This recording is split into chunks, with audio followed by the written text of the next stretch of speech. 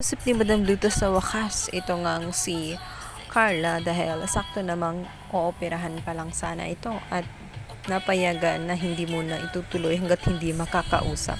Dahil na malalagay nga sa alanganin ang buhay ng mga medical staff ng Apex dahil sa kagagawa ni Madam Lutos, hinostage na kasi silang lahat. Si Madam Lutos at natuwa siya at nabawasan ang kanyang lungkot at sa wakas nakausap na niya ang matagal na niyang gustong makausap po lang iba kundi ang kanyang anak dahil miss na nga niya ito. Ngunit meron pa rin siyang plano bukod doon. Iilan lang umano ang pakakawalan niya, ngunit ang iilan sa mga kamag-anak nga nitong mga tanyag ay nais niya na iwanan. Kaya naman itong si Moira ay pinatayo nga niya upang ituro kung sino-sino ang kabilang sa pamilya ng mga tanyag na dapat mananatili sa loob. Ano pa kaya ang naisip ni Madam Lutos bukod roon? Manila ng paraan sa tulungan nitong si Justine. Subalit sinabi ni Madam Lutos na tatawag siya ulit. Ngunit sa pakalawang pagkakataon malulusutan pa kaya nila itong si Madam Lutos?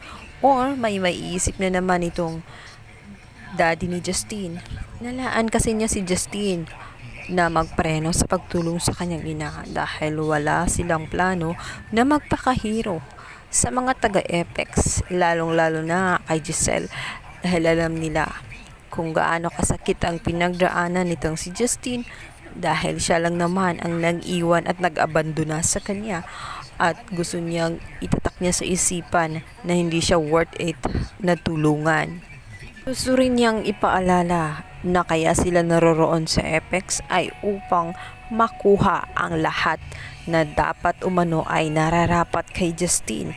Ito nga ay kukunin ang lahat ng meron sa Apex. Manganganib ngayon ang pamilya ng mga tanyag sa kamay nga nitong si Madam Lutos, lalong-lalo na't nasa operasyon naman talaga itong si Carla at ginagawan lang ng paraan ni Justine para makalusot itong problema na kinakaharap nga ng kanyang ina.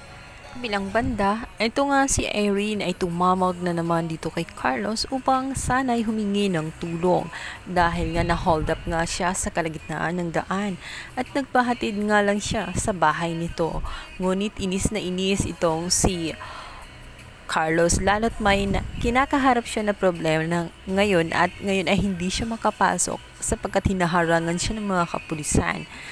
Sabihan niya ito na ano na naman ang kanyang problema. Maari bang tigilan na siya dahil may sarili din siyang problema at umalis na umano sa bahay niya dahil wala siyang plano na puntahan siya dyan sa bahay niya.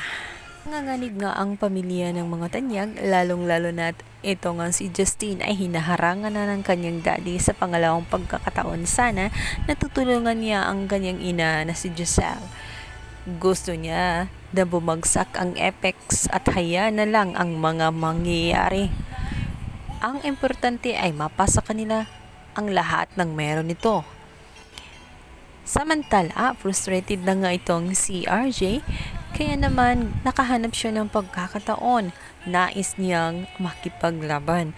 Lalo't nakita niya ang isang baril na hawak-hawak ng kasamahan nga nitong si Madam Lutos. Susubukan nga niya itong aagawin. Subalit mukhang maalagay naman sa alanganin ang buhay nitong si RJ dahil sa kanyang ginawa dahil pagtutulungan siya ngayon ng mga ibang kasamahan ni Madam Lutos. Kala ko naman ay maging maayos na ang pamilya ng mga tanyag dahil sa nakita kong pagbabago ni Moira, ngunit huwad lang pala at nagpapanggap lang talaga itong si Moira at dumagdag pa nga itong kasamahan niyang si Madam Lutos na walang iniisip kundi ang kanyang sarili at ang kanyang anak na madadamay pa ang mga tauhan ng Apex sa kanyang mga pinagagawa.